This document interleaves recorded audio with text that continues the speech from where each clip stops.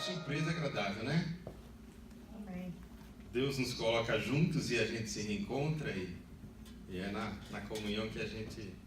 Bom, eu fui convidado não para pregar, o pastor Israel falou assim, você vai lá, nós vamos nos reunir, não sei quantas pessoas terão lá, e você traz uma palavra de encorajamento e tal. E para mim é bom porque estava no Brasil e a gente prega quase que o tempo todo, mas eu fico feliz em poder compartilhar alguma coisa com você hoje, que é o que eu vou fazer, que Deus tem falado comigo. Eu compartilhei um pouquinho lá no grupo do Natal, e eu me lembrei em Taiwan, quando nós estávamos lá, acho que foi em 1994, alguma coisa assim, um tal de Steve Covey foi a Taiwan para dar um curso sobre os 7 hábitos de uma pessoa muito eficiente. E eu fui nesse programa. A ideia então era pegar uma licença para você poder também dar esta palestra. Ele tem um livro, Os 7 hábitos de uma pessoa muito eficiente. É bem interessante o livro e tudo que ele fala.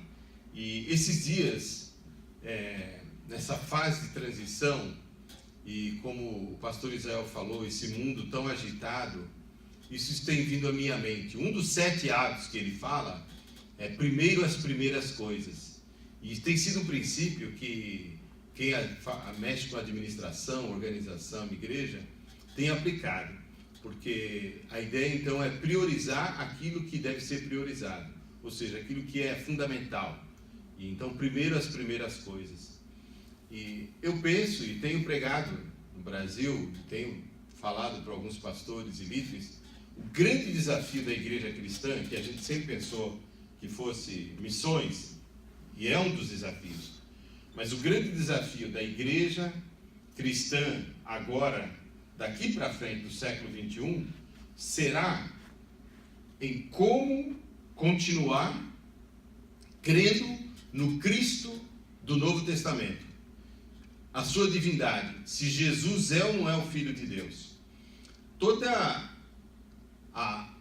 as ações vindas, não de ateus, mas da sociedade em si, há movimentos que estão dizendo o seguinte: está na hora da gente mudar, porque o mundo, a história foi dividida antes de Cristo e depois de Cristo.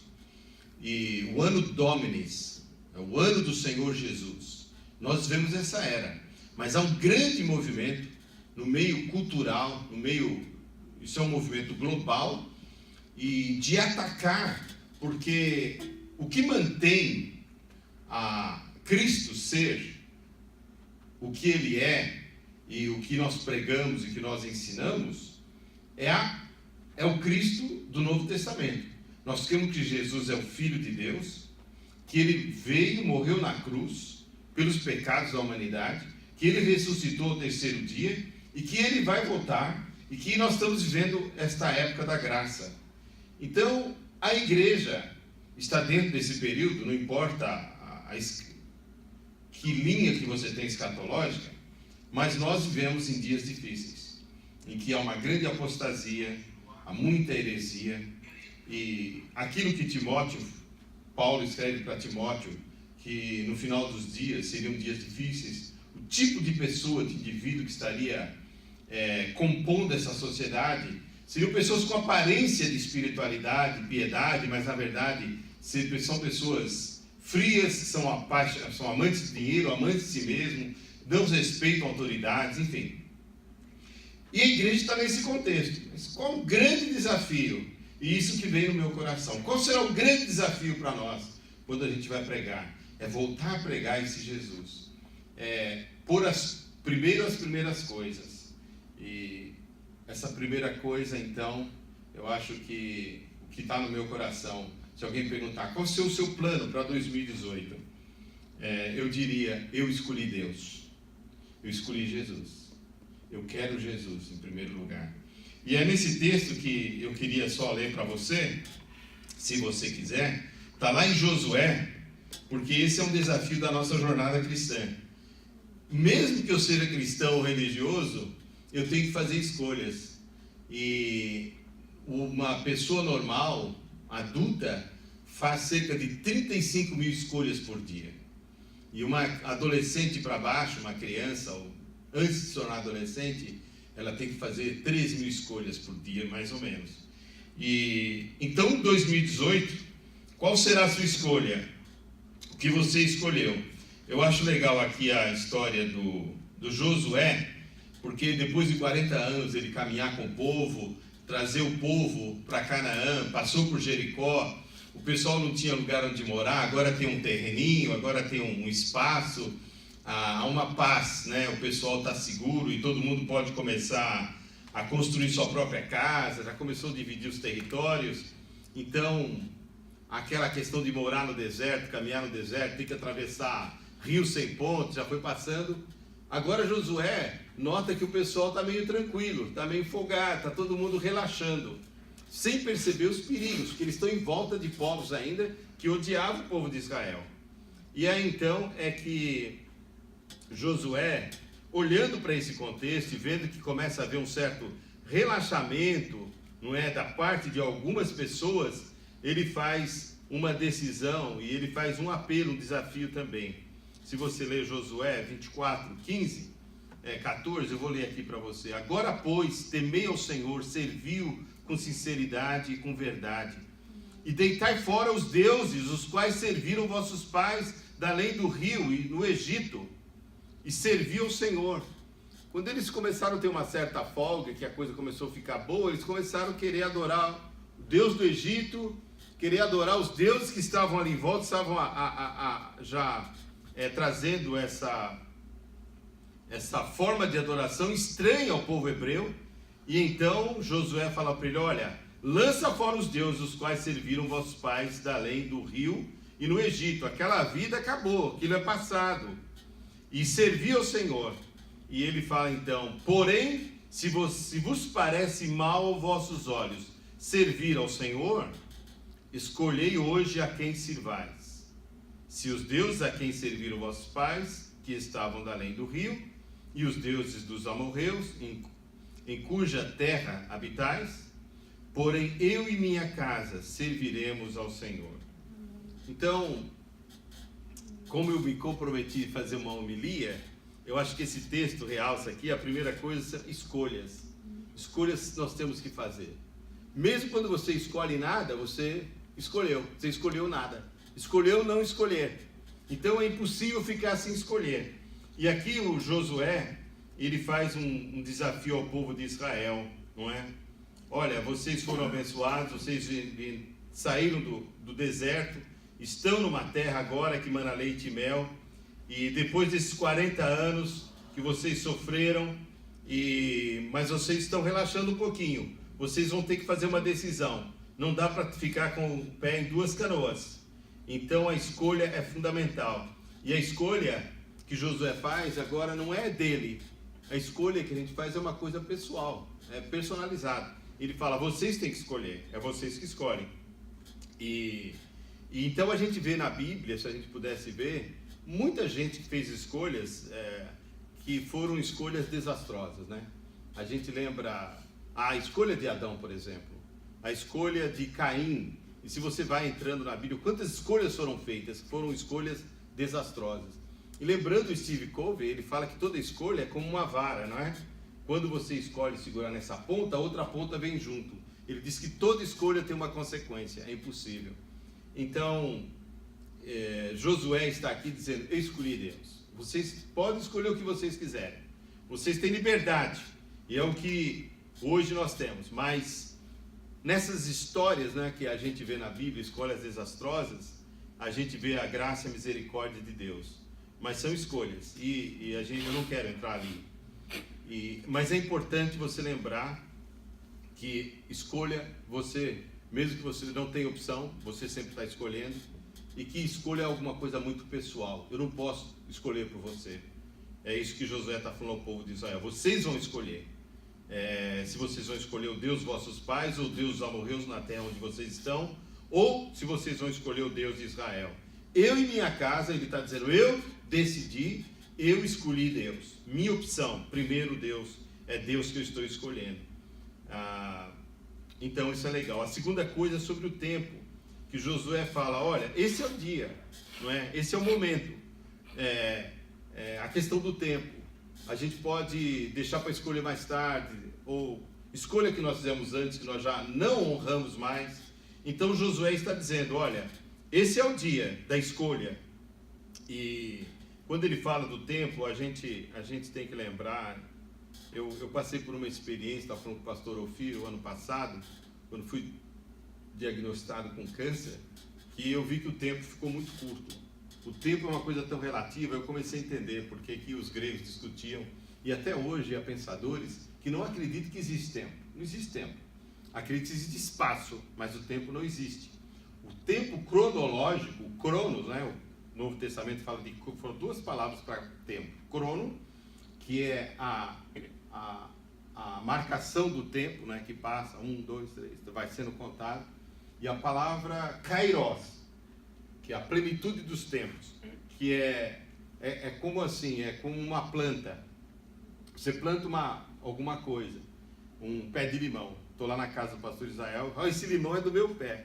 Então chega uma época, que é assim que a maneira judaica e hebraica de ver o tempo, é que eles não acreditam no cronos tanto. Eles acreditam que é assim como uma árvore. Chega uma hora que a planta começa a gerar frutos. Eles falam, chegou o tempo, é o kairos daquela árvore.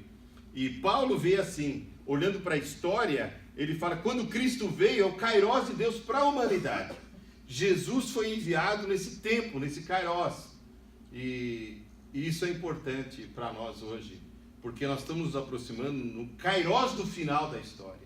Por isso da importância de a gente levar em conta essa questão que Josué diz, olha, não espera muito, porque o kairos de Deus está chegando. Israel saiu do Egito, agora nós somos uma nação, nós somos uma comunidade que Deus disse que ia fazer. Então vamos começar a trabalhar em fazer a vontade de Deus, que seria adorá-lo, de ter um tempo, ter um lugar, enfim. Mas essa questão de tempo é importante, e eu tenho pensado nisso. Poxa, o cronos, se a gente olhar, a gente está sempre, já passou, mas tem muita coisa que está vindo, que está no tempo, na história, que vai estar vendo o kairos de Deus. Então quando a gente olha a nossa sociedade, os cristãos, a igreja cristã está doente, né? A igreja cristã, nós temos tantas histórias negativas. O pastor Filho é líder de pastor aqui, ele tem histórias que até nos chocam, e feita por colegas nossos que estudaram com a gente, que estavam andando com a gente, e de repente tomaram atitudes que você fala, como pode? Como é que é isso? É exatamente essa questão realmente desse tempo de apostasia, de heresias, colegas ensinando coisas absurdas. Recentemente recebi um e-mail de um líder brasileiro, e ele disse que nem a soberania de Deus ele crê mais, e está jogando assim. Eu falei, mas o que esse cara crê, né? Desculpa, omiti o nome dele, mas a gente está vendo coisas estranhas. Um outro colega pregando umas coisas assim, uma pessoa bíblica, fundamentalista. Então por isso que eu estou pensando, eu estou falando para vocês, não estou pregando, que eu fiz a opção de Deus, porque Deus não falha, Deus ele é perfeito. Eu entendo Josué, que ele disse, olha, quanto a mim, eu e minha casa, eu não sei se minha casa vai querer, mas ele falou, na minha casa, que estiver debaixo da minha liderança, eu vou manter a pedra, eu e o Senhor. Então essa questão da escolha pessoal, do tempo, e essa escolha tem que ser feita hoje, e ela é agora.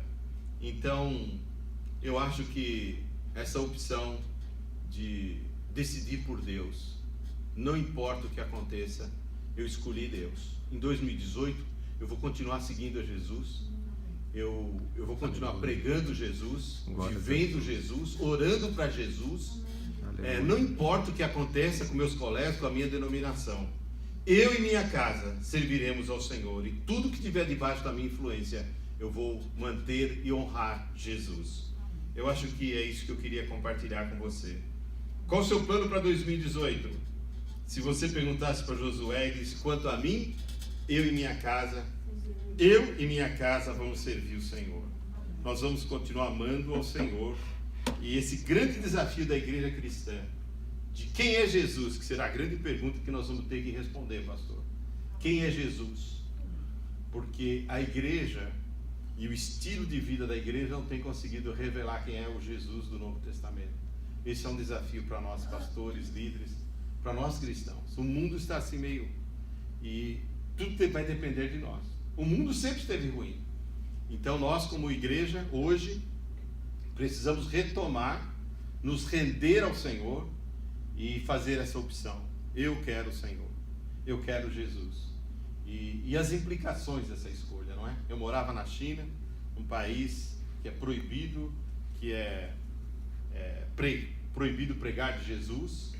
A nossa casa, onde nós começamos umas 4, 5 pessoas, de repente 60, de repente 200, os batismos que eram feitos, que nós fazíamos escondidos, dentro de casa, mas graças a Deus, pessoas estavam conhecendo Jesus, e pessoas continuam crendo em Jesus. Hoje, uma dessas filhas espirituais nossas está em contato com Deus, e ela disse: olha, vocês não estão aqui, eu me sinto só, mas ela sempre fala, eu tenho Jesus. Jesus faz a diferença na minha vida. Então eu gostaria só de deixar isso aqui para você, pastor Israel. Nós precisamos responder essa pergunta para mim e para o mundo. E esta será a grande pergunta do século 21, pastor. Quem é Jesus? O Jesus da cruz, o Jesus, o Filho de Deus. Porque o mundo tem atacado e vai continuar atacando. E vai encontrar razão se a igreja der mais motivos para manchar, ou para manchar essa imagem e esta pessoa que é Jesus, o Filho de Deus, o Salvador e o Senhor. Mas nós, como igreja, à medida que eu escolho viver Jesus, eu acho que nós vamos poder também compartilhá-lo na nossa vida, não só nas nossas palavras, não só na nossa vida como comunidade e igreja, mas na realidade, nos reunir em qualquer canto, e ele vai estar presente ali. Então, eu acho que é isso. Primeiro, as primeiras coisas. E Jesus, eu finalizo com Mateus 6,33, Jesus falou: buscai em primeiro lugar o reino de Deus e a sua justiça. Então, Jesus disse: primeiro o reino, primeiro Jesus.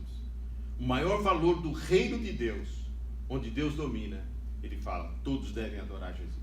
Jesus tem a primazia, ele é o alfa, ele é o ômega, ele é o princípio e o fim de todas as coisas.